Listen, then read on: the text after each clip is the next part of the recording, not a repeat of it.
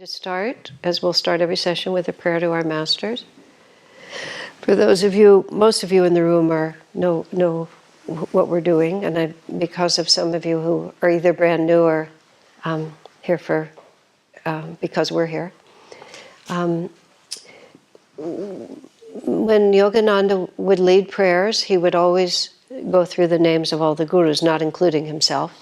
He would say guru preceptor is what he would say, but he would never name himself.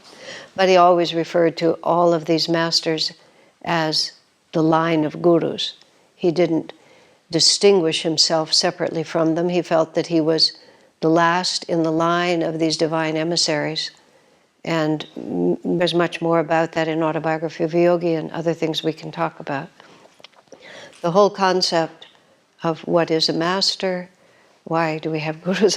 We were in Japan and recently, and I was I don't know, cross-culture, cross-language is very tricky, but I was talking for a long time about these masters, and finally some poor girl, remember, raised her hand and said, "Who are you talking about? Who are they? What are you talking about?" So I want to be clear enough. These are enlightened beings whose consciousness is eternal and is always with us, and is far more personal in their involvement with us than we realize. Devoted followers of Jesus really understand this. Not everything that people who are committed to traditional interpretations of the life of Jesus agrees with the way Yogananda said things. But one thing that many people who love Jesus know really well is they know how to love.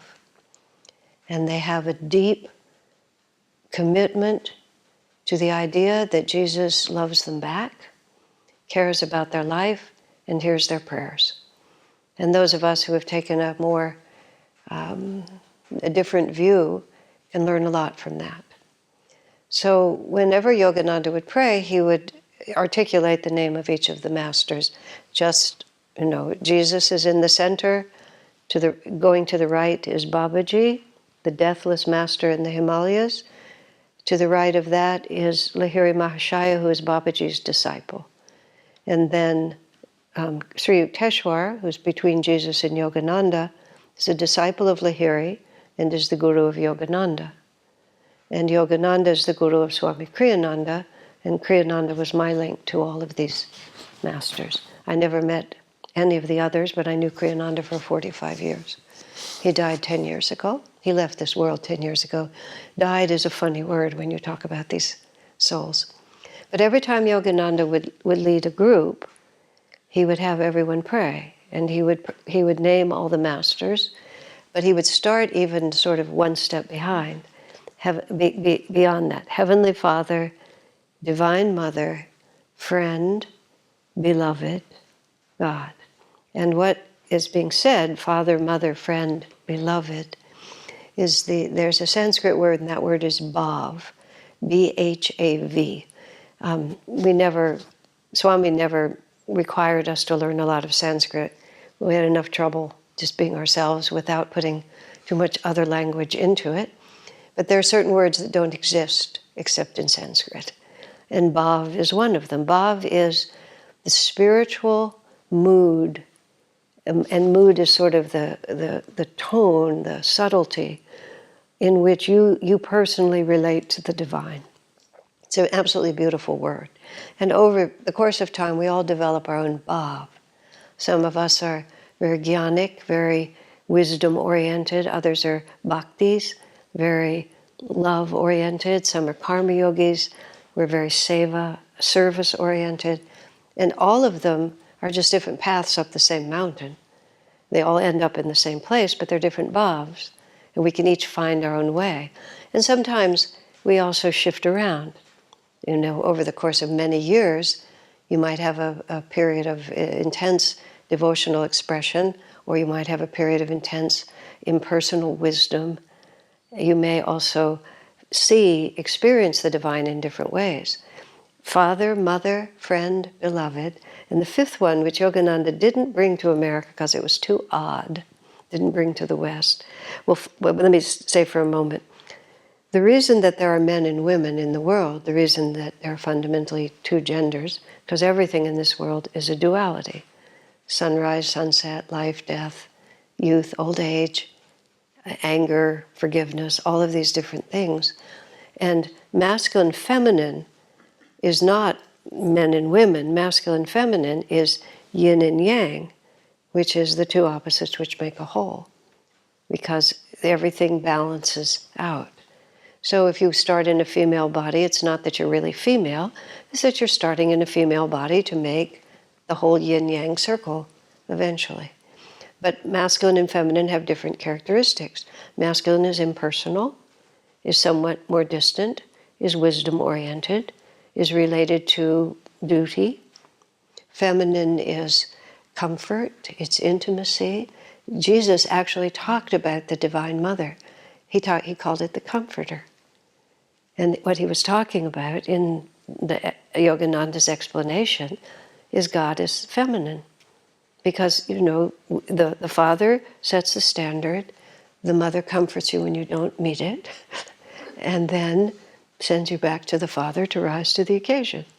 I'm not talking about human life, I'm talking about ideals. So people are drawn to the divine in different ways. Some are very drawn to the impersonal masculine, and it just suits them.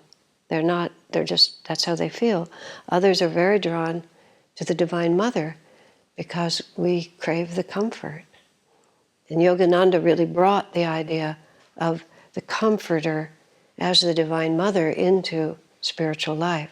And you see these high principles sort of manifest down. You see the rise of the feminine in the form of women in society right now, because it's that divine feminine that's trying to be elevated.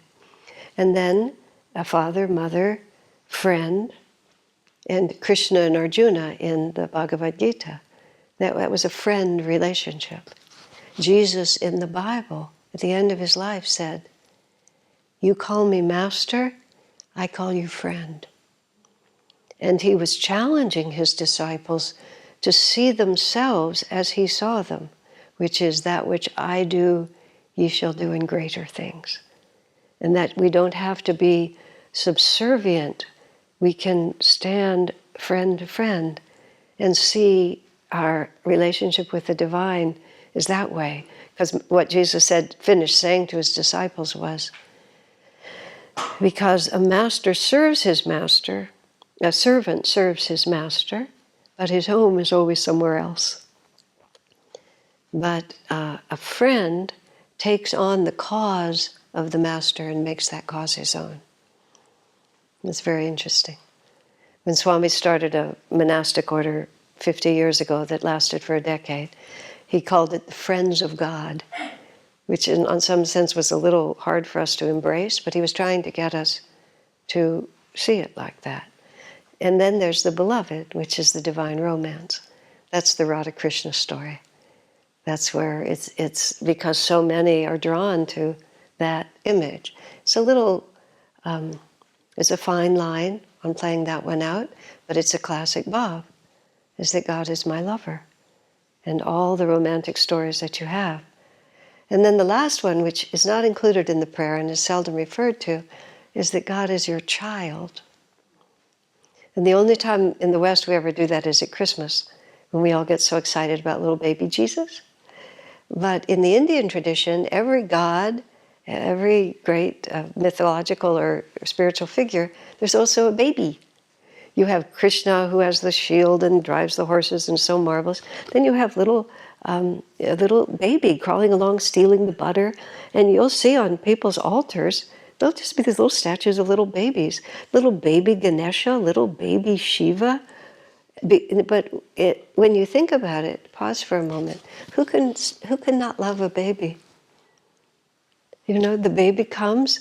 My friend, before his sons were born, he said, I will never be one of those kinds of parents, who just behaves ridiculously in order to please his child. He said the instant his first son was born, he would do anything to make that baby laugh, Just dignity, all maturity gone to the winds, because your heart just opens and you can't help yourself. So why would we not want to have that kind of spontaneous devotion to God? It's not understood, but it's beautiful, absolutely beautiful. And one of the reasons Christmas is so sweet is because we have a little baby. It's the only time in the West we allow ourselves to see God as a baby. The intellect gets very confused. How can the omnipresent, powerful be infinite? So you have little stories about Krishna's mother when he was a baby, and she was trying to tie him to the post so they wouldn't be troublesome. And no matter how hard she tried to tie it, the string was always that much too short because you can't bind the Lord.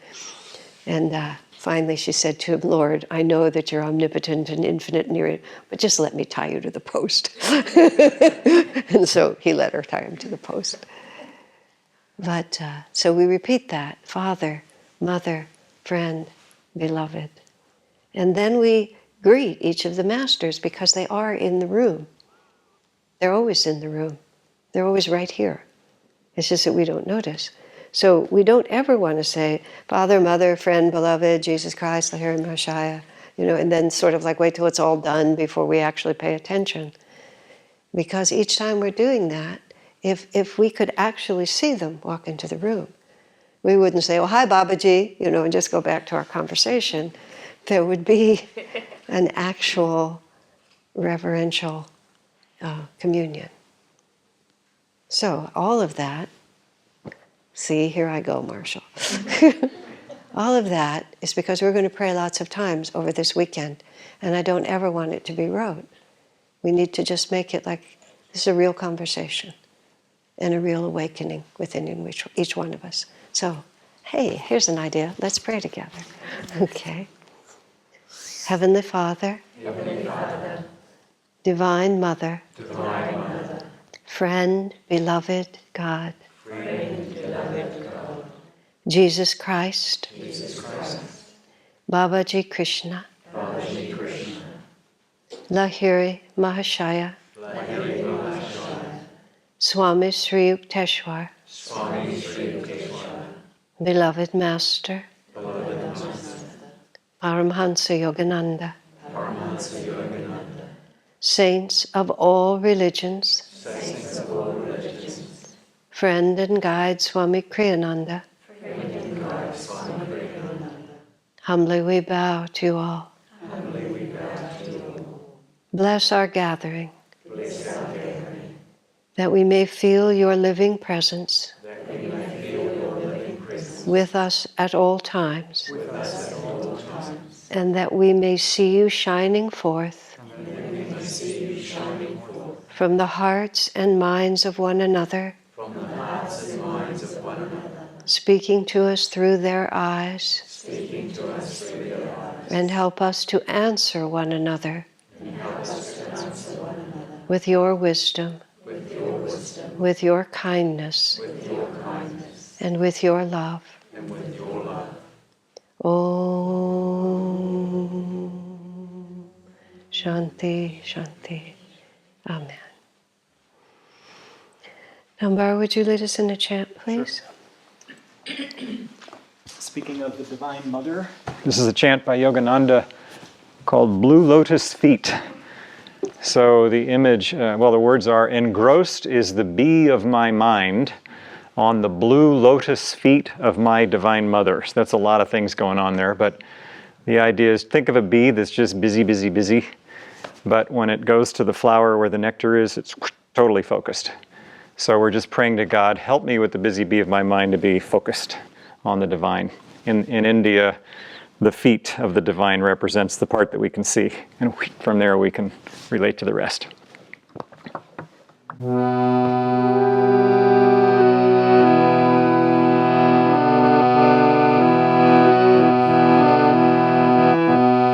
Engrossed is the bee of my mind on the blue lotus feet of my Divine Mother. Engrossed is the bee of my mind on the blue lotus feet of my Divine Mother.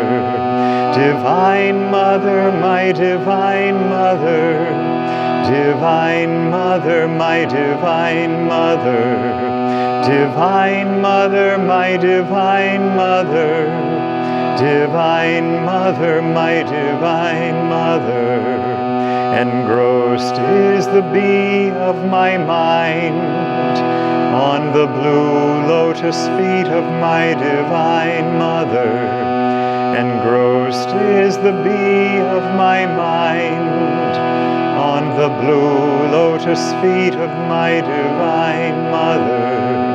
Divine Mother, my Divine Mother, Divine Mother, my Divine Mother, Divine Mother, my Divine Mother, Divine Mother, my Divine Mother, engrossed is the bee of my mind, on the blue lotus feet of my Divine Mother, engrossed is the bee of my mind, on the blue lotus feet of my Divine Mother. Divine Mother, my Divine Mother, Divine Mother, my Divine Mother, Divine Mother, my Divine Mother, Divine Mother, my Divine Mother, engrossed is the bee of my mind, on the blue lotus feet of my Divine Mother, engrossed is the bee of my mind, on the blue lotus feet of my Divine Mother.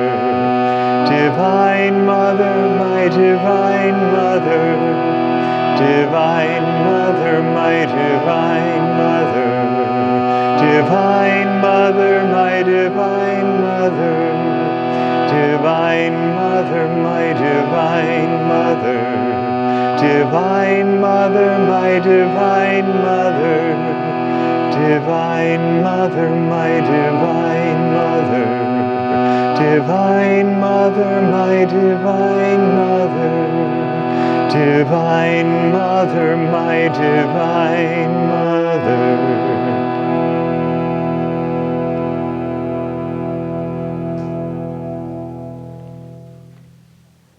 I forgot to say when I was speaking of the Bhavs that disciple and master is also one of them. And that comes in later in that prayer when it comes to Yogananda, beloved master. And that is partly an affirmation that many people who say that prayer feel a specific and deeper tie with Yogananda, but it's also a finish of the iteration of the different ways that you can have your relationship with the divine. So I wanted to not miss that. I'm not going to talk too long tonight because we want to start with meditation. Pardon me? Oh, that was the sound of the grate. I thought somebody was suffering. Because we want to start with meditation in the morning, and I allowed everybody travel today. So I just want to kind of encourage us to have the right attitude about the next, 2 days. And it sounds shorter than it is. Most of the time in our lives, we're busy with many different things, and the day has a pattern, and we follow it, and our minds are going in lots of directions. When we actually take a time for a retreat, where we're focused, where we're in front of the altar for a great deal of the day, where we have the magnetism of other people meditating and chanting and singing, and also everybody's thoughts going in the same direction, we enter a different kind of time zone. There's a lovely Indian teacher, Vanamali Devi. Has she ever come to New Zealand, Vanamali Devi? She is a devotee of Krishna. She's now written quite a number of books, but her first book was The Play of God. It's a beautiful book about Krishna, if you're inclined that way. And she became a friend, and she taught us something called Krishna time. She said, when you have a project to do, and you just don't feel you have enough time to do it, but you have to get it done, she said, you turn all your clocks to the wall, you take off your watch, you just start in with the work, and time changes. You go into Krishna time, and you'll always find that you get it done. And I've had remarkable experiences with this. One of my hobbies is what I call it now. Almost every year in our elementary school, kindergarten to 8th grade, we do a huge theater production. We have done this for 30 years. For most of those years, last 15 or so, I take responsibility for the costumes for the children. I can sew, but I don't make everything, because after 30 years we have many, many things to use, but I assemble out of all that. And one year, what could have been the context, for some reason I think I was leaving for India for a few weeks, but I needed to get started ahead of time. I needed a lot of things sewn that year. I had a lot of volunteers to sew. I was ready to go to bed to go on my trip, and I realized if I didn't get all of these costumes cut out and handed out before I left, I'd never get them done in time. So I had to get up and do all that work. And I had to leave at like 8 or 9 in the morning, and I remembered what she said. I paid no attention to the clock. I just started doing the work.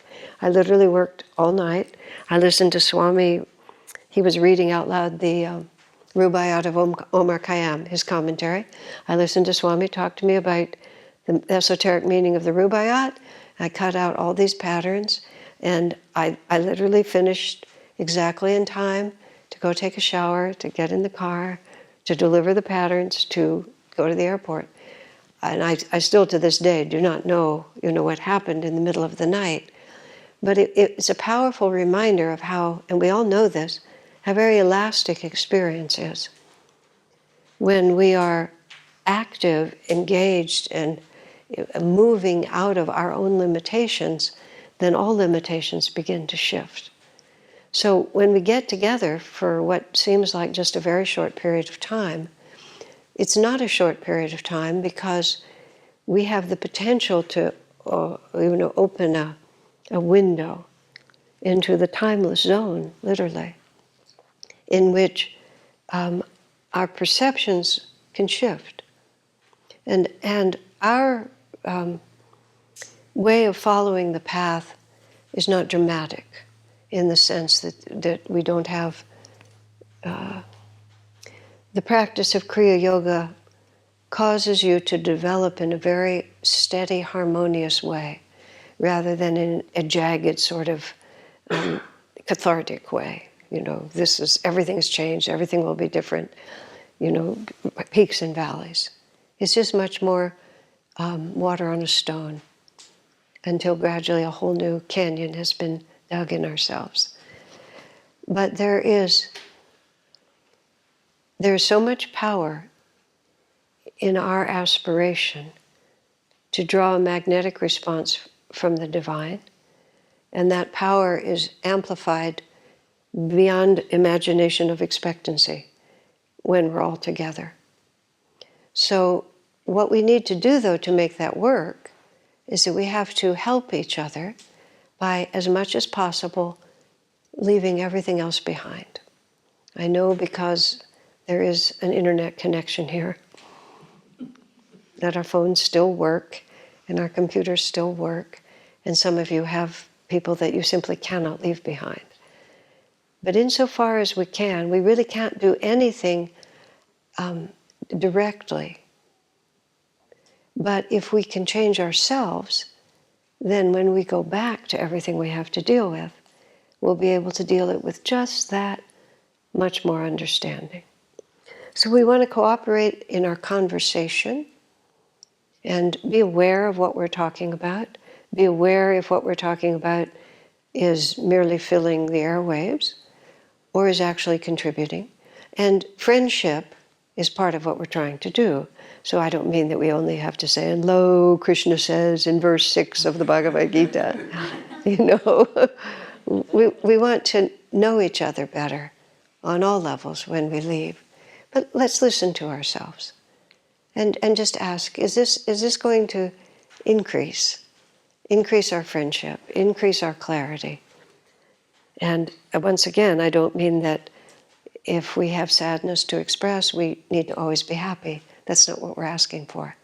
We're all trying to come closer to the truth, whatever that might be, the truth for each one of us. And as we talk tomorrow, I'll fill that in a little bit from the suggestions that you've given me. But also, we're really here to have fun, because there's just really nothing more fun than having a group of people of like-minded souls together. When I asked Swamiji many years ago what the purpose of Ananda was, expecting some quite, high-level explanation about the mission of the masters and the role. He said, the purpose of Ananda is to have fun. He said it just sort of like that. And it was to our community at that time, which was about 40 people, which caused us all to laugh. We thought that was a very funny answer, which is almost in itself why he said it, because it just made us laugh. Did I mention this here? I don't know. I've really thought about this about laughter. Laughter is a time at any point when it hits you, when you forget the past and you don't worry about the future. And I think that's why it's so regenerative. There was a whole man in the US who was sick with some fatal disease, and everybody expected him to die, and they had no more treatment for him. So in his hospital room, he started watching funny movies. And Charlie Chaplin and the Marx Brothers and Laurel and Hardy, this was some years ago, things he thought were really funny. He lay in his hospital bed and laughed for a couple of weeks and walked out healed. And I mean, it was a remarkable story. But I also realized that we wear ourselves out reliving the past and anticipating with anxiety the future. And of course, the fact of both of those things is that they're not happening now, and there's nothing we can do about them, because there's no way. You can't live in the past, and you can't live in the future either. But when you laugh, we're just taken over, aren't we, with this wave of energy? I had it remains one of the weirdest experiences almost of my life. Master's way of celebrating Christmas involved, at that time we did it on the 24th of Christmas, now we do it on the 23rd of December, and it was 8 hours of meditation, 10 until 6 is usually, not without any music or without a break, but 8 continuous hours of meditation or chanting or like that. And Swami Kriyananda continued the same policy, and for 50 years I've always done that. One year, like the 3rd or 4th or 5th year that I was doing that meditation, totally silent meditation, Swami Kriyananda was with us and he was leading it. This desire to laugh just started coming over me. Just this incredible desire to laugh, just to go into a huge, hearty ha ha ha. And it was so compelling to me. I actually thought that if in the middle of this meditation, where there's 150 people gathered, if I just started laughing out loud, everybody would just join in and we'd all just laugh together. And it seemed very, very reasonable to me. Plus, the impulse to do it was nearly irresistible. Some tiny shred of me held on to the fact that this was madness, and this was not going to bring about the result I wanted at all.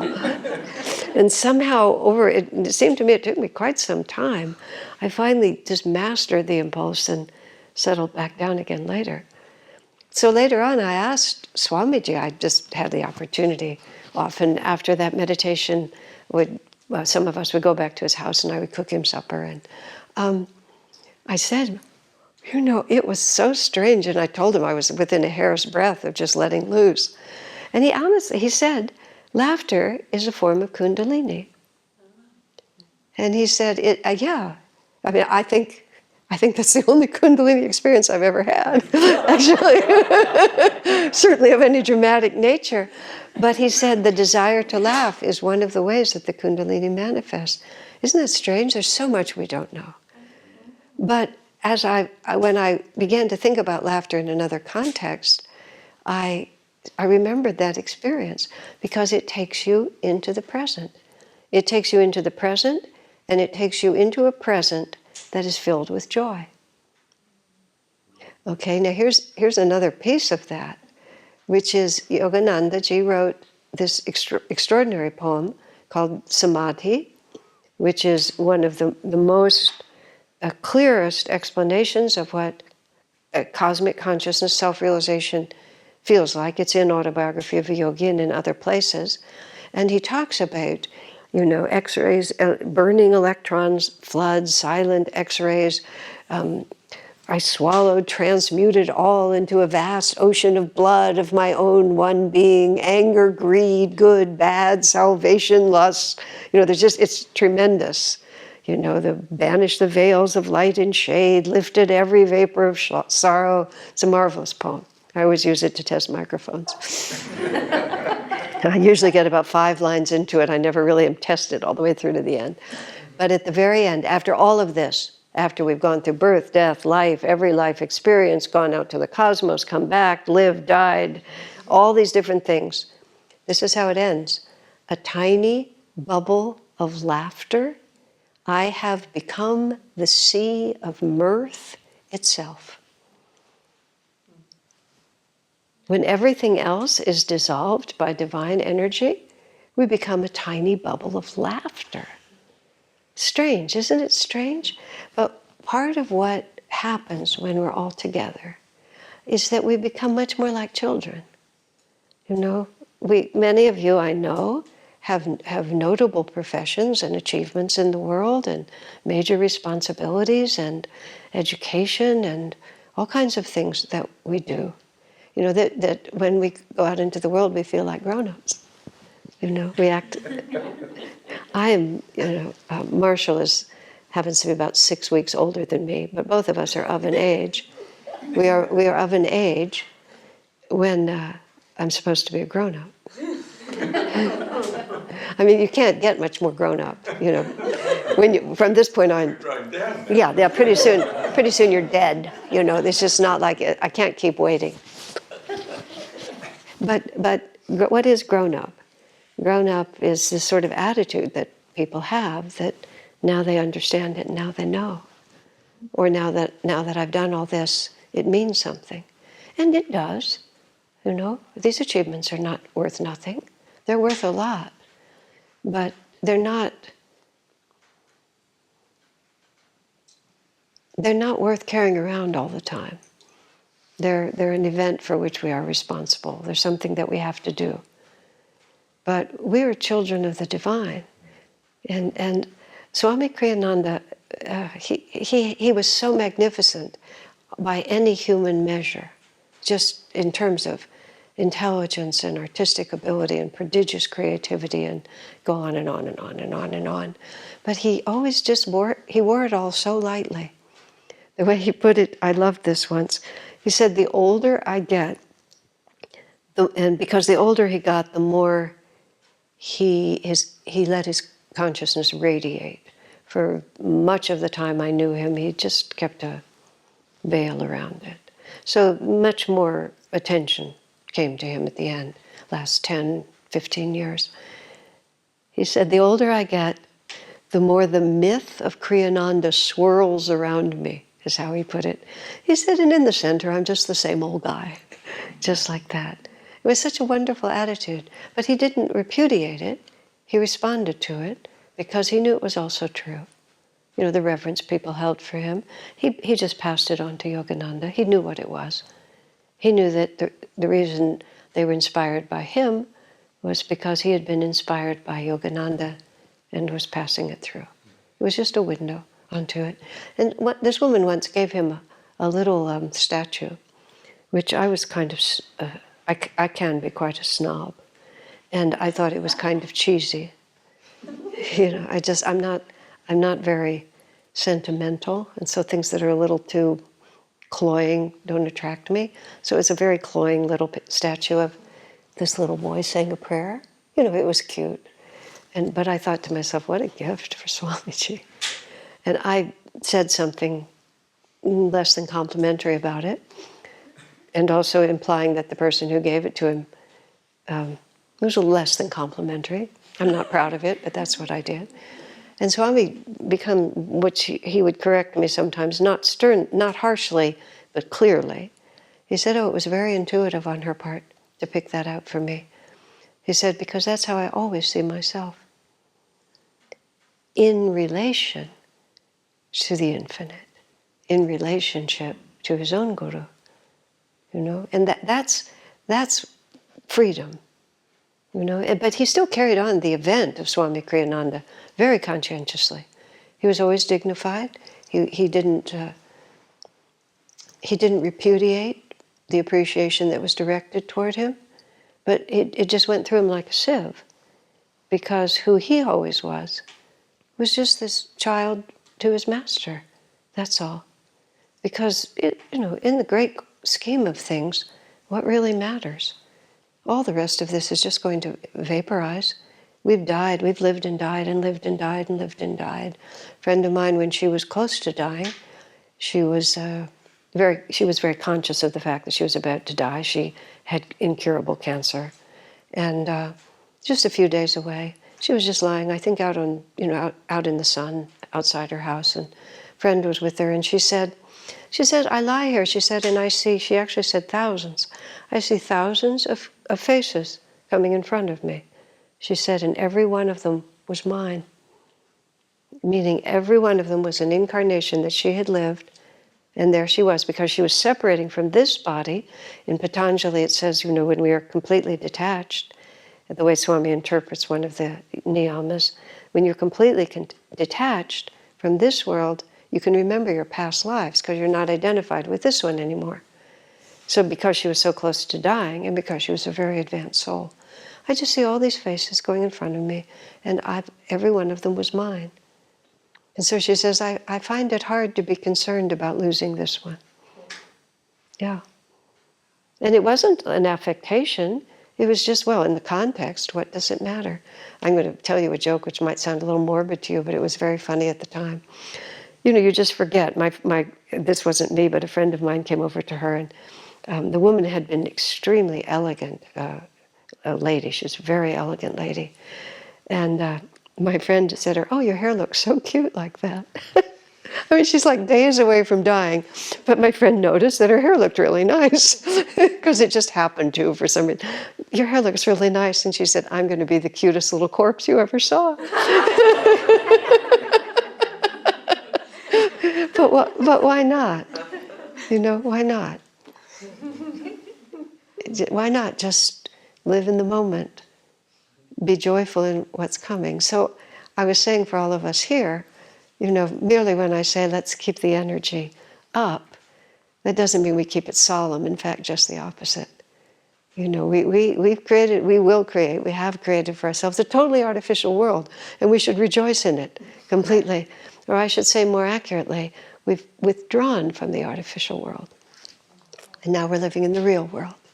When in the early years of Ananda village, which was the only Ananda there was at the time, which was a rural community, and it was also part of what was going on in the US and has happened and is happening here and in many other countries, a back to the land, back to simple living. This was 1970, 1969, so we were really the lunatic fringe at that point. We were just starting. And we had goats and cows and organic gardens and no electricity and just all that long hair and the whole, you all know, the whole 9 yards. And wait just a moment there. Oh, yes. And we were, Swamiji would send us out periodically to try to communicate to the rest of the world what we were doing. And this has often been my work. So that year, it must have been about 10 years or 10 or 12 years into the community. And I went up and down the west coast of the US with friends, with a different wonderful guitarist, but musicians and a few others. And we had, at that time, a slideshow. Many of you were old enough to remember cameras where you actually had film and all of that. You ended up with a little physical slide. And so we made a slideshow of our community. And it was idyllic. And it was a true picture of what our life was, because it was an absolutely gorgeous life. And so I would give these little talks about community life. That was what our thing was. And it was a 6-week tour. And I was about 4 weeks into it, and every single time I'd show those slides and talk about it, I would get the same question. Well, that works for you guys because you're working out there, but what about it? What happens when you have to live in, and they would always say it like this, the real world. And for 4 weeks, I just answered that question in the context in which it was asked, and I would talk about the practicality of meditation and wholesome food, and like this. And finally, at one point, I thought, why am I letting them define the terms? And I said, tell me what is real about the life you're living, in which, and I can be rude.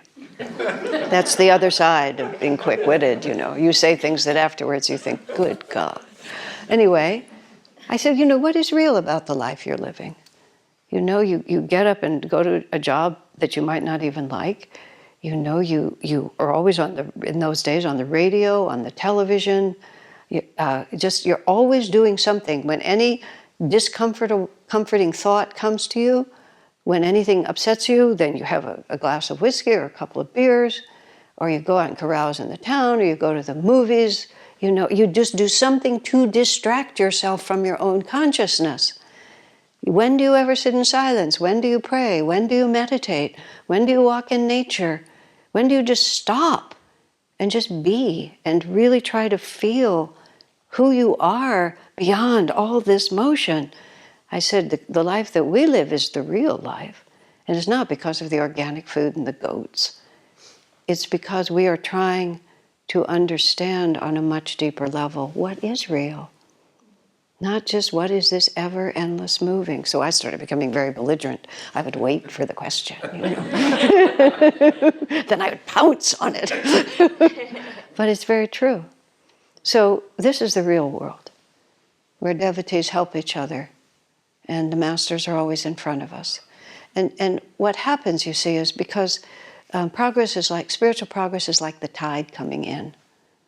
And so every time we move that energy a little bit further, every time we just clear the space and receive a little bit deeper, even if we have to go back, and even if 5 minutes after you get back, you've forgotten everything that happened, you haven't really. Any true experience. Well, Master said it this way, and really very interestingly.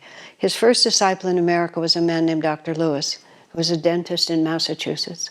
And Dr. Lewis took Master to his home, and the home that he lived in was the home he grew up in. And Master was going upstairs, and he stopped at the landing where the household stairs made a turn. And Master just stopped there, and he said, someone had an experience of God here. And Dr. Lewis said that when he was 6 years old, at that very spot, he had a vision of an angel. And he'd never said anything to Master at all. It's just that Master was there. And what Master said is, where divine vibrations are planted, where a God-realized Master has ever been, where divinity has touched this world, he said the vibrations remain forever. And that's the principle of pilgrimage. That you go to the places where the masters have been, or the saints have been, or miracles have happened, and it's still happening, like that. So any breakthrough from into the real world stays with us forever. And I always think of it like this. It's a piece of radioactive material, a tiny piece of divinely radioactive. And it gets planted in our chakras, and it pulses like this. And it gradually transforms the whole organism. And even if we don't even know it's there, it knows we're here. And it keeps working on us. So a great deal can happen. Again, I speak from experience. So many times I've been on pilgrimages, I've been on retreats, and there's just this sort of way. You'll meet someone again later and you say, oh yes, we were on that retreat together, weren't we? Oh yeah, we were at that event together. Oh, we went to Yogananda's house in Calcutta. We were in Master's room together, weren't we? And you're just saying something to each other that's way beyond the language. So here we are in this retreat together. And we'll all never be the same individually, and there'll always be something between us. The more powerful, the more deeply we put ourselves into it. So let's just cooperate and have fun. How's that? Does that work for everyone?